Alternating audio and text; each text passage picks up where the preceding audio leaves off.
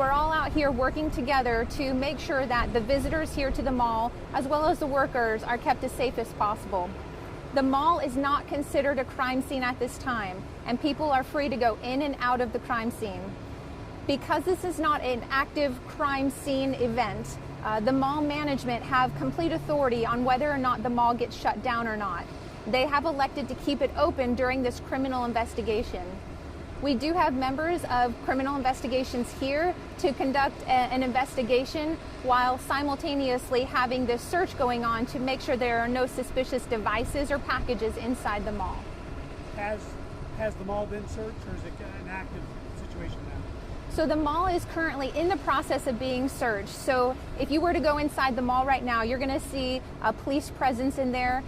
We may have a few officers with some canines who are specially trained to sniff out any devices particular to this event. But we have a lot of officers inside. We have a lot of officers outside. And if you'll notice, we also have a helicopter in the air. That helicopter is calling out any suspicious people or packages or items on the ground that we may not see. And what they're doing is letting our command post know, and the officers on the ground are going to search those either individuals or those packages. This seemed like compared to past events, a larger presence by law enforcement. What's the reason for that? We're not taking this lightly. We just want to make sure that everybody is kept as safe as possible.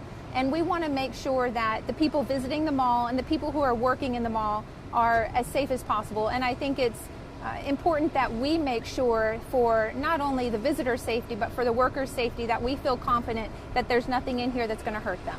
Did this threat seem more credible? I don't know that this threat was as credible. We haven't received any information to corroborate the threat. All we received was a phone call, and that person gave us some specific information, but we've not found any corroborating evidence to go along with that threat that was made. If we weren't, just several days out of two mass shootings that left, 30 or so people dead, would the response be this much, or is it, are you extra heightened response because of, what just happened? I think here with the Gwinnett County Police Department and working so closely with the Sheriff's Office and a lot of our city agencies and the fire department, we have the personnel to respond to incidents like this. So regardless of what was happening in our nation, in Ohio and in Texas, I think they probably would have had the exact same response.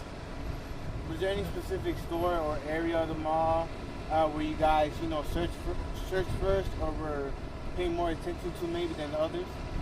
Every store is getting searched, even the small businesses that are maybe one suite wide, and we're also checking our anchor stores. Everybody's getting the same amount of searching regardless of their size and their amount of visitors. But it mentioned one kiosk. So I was told that the threat came into a mall kiosk, probably their customer service desk, and that customer service desk then relayed the information to us. So the threat did not come directly to the Gwinnett County Police Department 911 center. It wasn't centered at one kiosk. The threat came into one of the kiosks. The threat came into one of the kiosks. Via telephone? Via telephone, yes. And have you contacted the GBI at all? Are they, being looped in with what's going on, or is this purely local? I'm not aware of any federal agencies who are involved in this investigation.